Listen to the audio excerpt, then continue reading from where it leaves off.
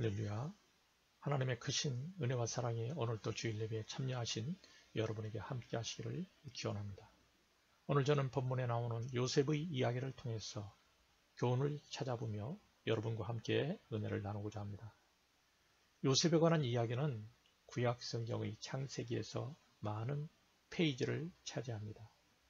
창세기는 전체가 50장으로 구성되어 있는데 그 중에서 13장을 할애해서 요셉의 이야기를 다루고 있습니다. 그만큼 요셉은 하나님의 구속의 역사 가운데에서 아주 비중 있는 인물이라는 그런 반증이기도 합니다. 요셉은 야곱이 라헬로부터 얻은 아들로 야곱의 12아들 중 11번째 아들입니다. 요셉은 다른 이복 형들보다도 그의 아버지 야곱으로부터 많은 총애를 받았습니다. 어느 날 요셉은 이복 형들의 곡식단이 자신의 곡식단에 절하는 꿈을 꾸었습니다. 형들에게 그 꿈 이야기를 함으로써 형들의 심기를 건드리고 미움을 받았습니다. 그 후에 또 한 번 하늘의 해와 달과 11별의 자기에게 절하는 꿈을 꾸었습니다. 요셉은 그 꿈 얘기를 형들에게 다시 함으로써 더욱더 형들의 미움을 받게 되었습니다. 어느 날 아버지 야곱이 요셉에게 심부름을 보냈습니다. 형들이 멀리서 양을 치고 있는데 양을 잘 치고 있는지 양떼를 살펴보고 오라는 심부름이었습니다. 드디어 요셉은 형들이 양을 치고 있는 장소에 도착했습니다. 형들은 평소에 미워하던 요셉이 오는 것을 보자 그를 깊은 웅덩이에 던져서 죽이려고 했습니다. 그러나 맏형 루벤이 요셉을 죽이는 것만은 삼가하자고 그렇게 말했습니다. 그래서 이복 형들은 때마침 그들 옆을 지나가고 있던 이스마엘 상인에게 요셉을 팔았습니다. 형들은 무자비하게 동생 요셉을 은 20에 노예로 팔아 넘겼습니다. 요셉은 애굽의 시위대장 보디발의 집으로 팔려와서 종으로 일하게 되었습니다. 요셉의 노예 생활은 만만치 않았을 것입니다. 문화가 다르고 말도 통하지 않는 낯선 이국 땅에서 요셉은 어려움을 받았을 것입니다. 잠자리가 추워도 춥다 할 수 없고 더워도 덥다 할 수 없었을 것입니다. 맛있는 음식은커녕 밥도 배불리 못 먹었을 것입니다. 아침부터 저녁 늦게까지 고된 그런 노동에 시달렸을 것입니다. 하루하루 상전들의 눈치를 보며 긴장 가운데 지냈을 것입니다. 곱게 자란 요셉에게는 험하고 힘든 노예 생활이었을 것이고 쉽지가 않았을 것입니다. 쉬는 날이 되어도 마음대로 쉬지도 못했을 것입니다. 아마 요셉은 너무 힘들어서 남몰래 눈물을 흘리면서 고향 땅을 많이 생각했을 것입니다. 요셉의 이야기에서 여러분 배우게 되는 첫 번째 교훈은 역경 중에도 절망하지 않았다는 것입니다. 우리 옛말에 호랑이에게도 물려가도 정신만 차리면 산다 라는 말이 있습니다. 요셉은 종으로 팔려갔지만 포기하거나 절망하지 않았습니다. 그것이 우리가 요셉에게서 배울 교훈입니다. 힘든 종살이 가운데서 그가 절망하지 않았던 이유는 무엇이었을까요? 본문 2절은 그 해답을 이야기하고 있습니다. 여호와께서 요셉과 함께 하심으로 그가 형통한 자가 되어서 그의 주인 애굽 사람의 집에 있으니 라는 말입니다. 요셉은 여호와 하나님께서 함께 하시기 때문에 절망을 넘어서 형통할 수 있었다는 이야기입니다.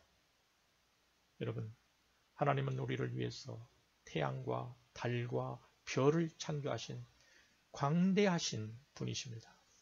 하나님이 만드신 광대한 우주는 우리의 상상을 초월합니다. 이렇게 광대한 우주를 창조하시고 운행하시는 하나님께서 우리와 함께 계십니다. 요셉과 함께 하신 하나님은 예수님을 그리스도로 믿고 하나님의 자녀가 된 성도들과도 오늘날 함께 하십니다. 전능하신 하나님이 함께 하심을 믿을 때 우리는 힘든 어려움을 이겨낼 수가 있습니다. 크신 하나님이 나와 함께 하심을 믿고 어떤 어려운 환경에서도 낙심치 말고 우리를 도우시는 하나님만 바라보시는 저와 여러분이 되시길 바랍니다. 두 번째로 요셉에게서 배우는 교훈은 성실성입니다. 아버지 집에서 귀하게 자란 요셉은 종살이를 하면서 어려움을 많이 겪었을 것입니다. 그러나 그는 종살이 가운데서도 언제나 자기가 맡은 일에 성실하였습니다. 시위대장 보디발의 집에서 일할 때도 성실함으로 그는 주인에게 인정을 받았습니다. 본문 4절에 보니까 주인 보디발이 요셉에게 가정총무의 일을 맡겼다고 기록합니다. 본문 6절은 주인이 모든 소유를 요셉의 손에 위탁했다고 기록하고 있습니다. 정말 성실하게 일하니 주인에게 인정받았던 것입니다. 그래서 가정총무로 승진까지 하였던 것입니다. 그는 언제나 근면하고 성실하였습니다. 모든 일에 솔선수범하고 동료들을 잘 챙기고 아마 대인관계도 좋았을 것입니다. 성실한 사람은 어디서 어떤 일을 하든지 인정받기 마련입니다. 그러던 어느 날 보디발의 아내가 요셉에게 동침하자고 유혹했습니다. 그러나 요셉은 자신의 겉옷을 붙잡고 사정하는 보디발 부인의 유혹을 단호하게 거절했습니다. 하나님 앞에서 그런 큰 죄를 지을 수가 없었기 때문입니다. 보디발 아내는 요셉이 자신을 겁탈하려 했다며 거꾸로 요셉에게 누명을 씌웠습니다. 요셉은 억울하게 감옥에 갇히는 신세가 되었습니다. 그는 억울했지만 불평하거나 원망하지 않았습니다. 사랑하는 여러분, 남의 모함으로 억울한 일을 당했을 때 우리는 원망하고 불평할 수 있습니다. 그러나 원망과 불평은 사탄이 좋아하는 일이기에 경계해야 합니다. 원망과 불평은 우리를 무너지게 하기 때문입니다. 이스라엘 백성이 출애굽할 때 광야에서 지도자 모세를 향해서 불평과 원망을 하다가 많은 백성들이 불뱀에 물려 죽는 그런 일이 있었습니다. 사랑하는 여러분, 요셉이 모함을 받고 감옥에 갔을 때 얼마나 억울했겠습니까? 얼마나 분노가 치밀어 올랐겠습니까? 젊은 혈기에 얼마나 화가 났겠습니까?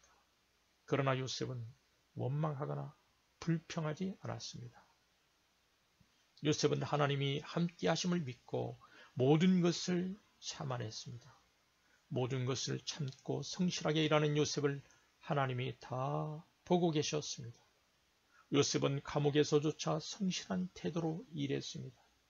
감옥에서 성실하니 간수장이 요셉에게 감옥의 재반 사무를 다 맡겼습니다. 오늘 애굽의 바로 왕이 해석하기 어려운 한 꿈을 꾸었습니다. 그 꿈 해석을 위해서 애굽의 유명한 꿈 해석 전문가들이 다 동원되었습니다. 그러나 그 누구도 바로 왕이 꾼 꿈에 대해서 해석할 수가 없었습니다. 감옥에 있던 요셉이 발탁되었습니다. 요셉은 하나님이 주신 지혜로 바로가 꾼 꿈을 해석하였습니다. 그 일로 요셉은 일약 애굽의 국무총리로 임명되었습니다.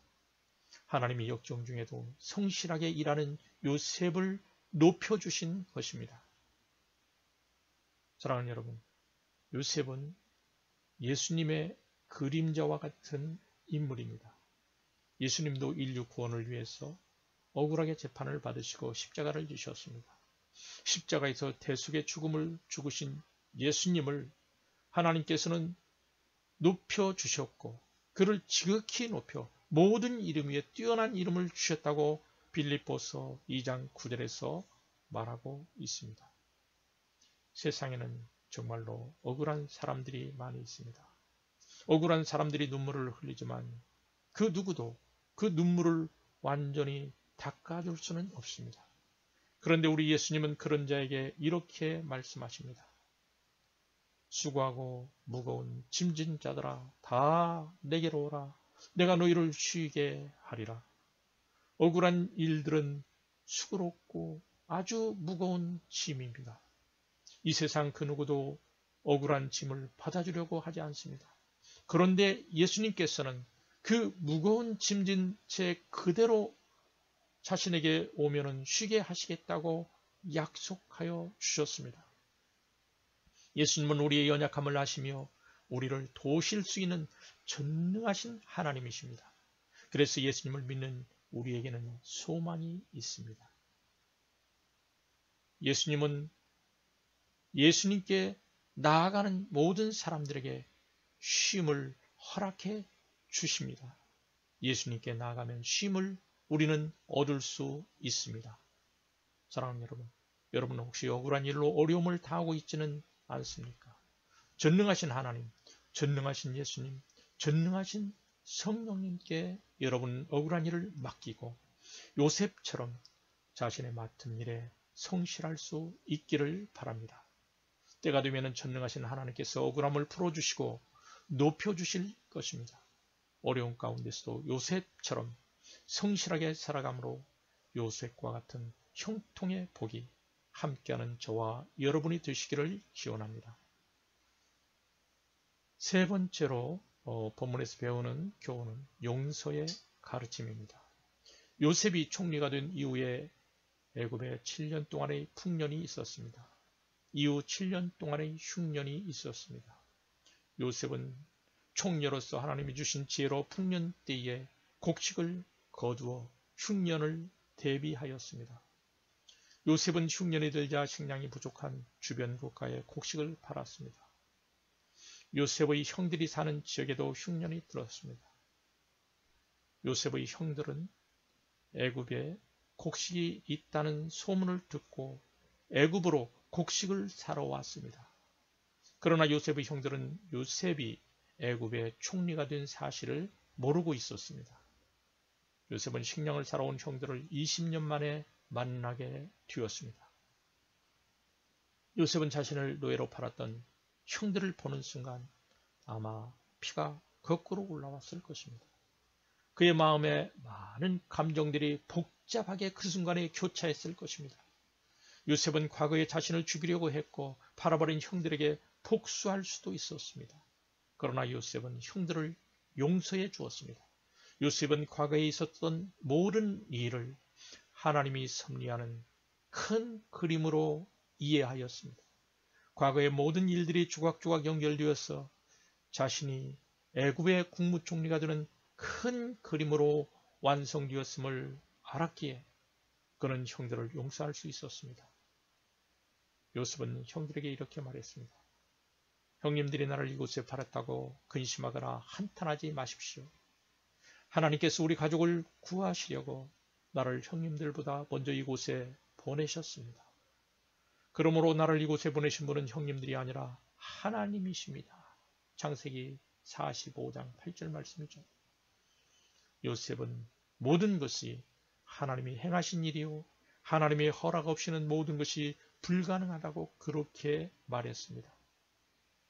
사랑하는 여러분, 요셉은 모든 일이 하나님의 섭리 아래서 이루어졌다고 그렇게 믿었던 것입니다. 요셉은 자신의 삶을 하나님이 인도하신다는 사실을 철저히 믿었기에 형들을 용서할 수 있었습니다. 요셉은 과거에 집착하지 않고 아버지와 형님들을 애굽으로 초청하여 더불어 살았습니다. 요셉의 이름에는 더하기라는 뜻이 담겨 있습니다. 그는 애굽 나라뿐만 아니라 가족에 대해서도 하나님의 축복을 더하는 플러스 인생, 축복의 통로가 되는 삶을 살았습니다. 사랑하는 여러분, 성경학자들은 요셉을 가장 예수님 닮은 성경의 인물로 지목합니다. 요셉의 겸손함과 신실함이 예수 그리스도를 닮았습니다. 예수님은 형제가 잘못했을 때 7번씩 70번이라도 용서하라고 그렇게 말씀해 주셨습니다. 사랑하는 여러분, 상대를 용서하지 못하면 미움과 원한의 감옥에 자신의 갇히게 되고 본인만 힘들어집니다. 항상 요셉처럼 잘못한 사람을 용서하는 삶을 사는 저와 여러분이 되시길 바랍니다. 이제 말씀을 정리하겠습니다. 어떠한 어려운 환경에서도 하나님의 함께 하심을 믿고 승리하는 여러분 되시기를 바랍니다. 억울함이 있을지라도 하나님이 회복시켜 주실 줄을 믿고 성실함을 잃지 않는 여러분이 되시길 바랍니다. 잘못한 형제를 예수님의 사랑으로 품고 용서함으로 요셉처럼 하나님의 구속의 역사에 귀 쓰임 받는 저와 여러분이 되시기를 축원합니다.